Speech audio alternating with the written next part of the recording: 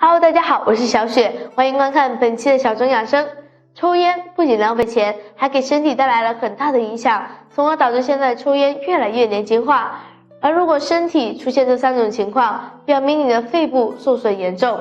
第一，咳嗽不止，香烟中含有烟焦油和尼古丁，会刺激嗓子，会导致嗓子干痒，而且还会出现咳嗽不止的情况，这也说明你的肺部受损很严重了。第二，胸闷气短，当肺部受损时，会导致吸烟者的肺活量变小，自己可以捏住鼻子，看自己能憋多长时间。如果时间超过半分钟，说明你的肺部还是比较健康的；如果连半分钟都坚持不了，说明你的肺部受损非常严重。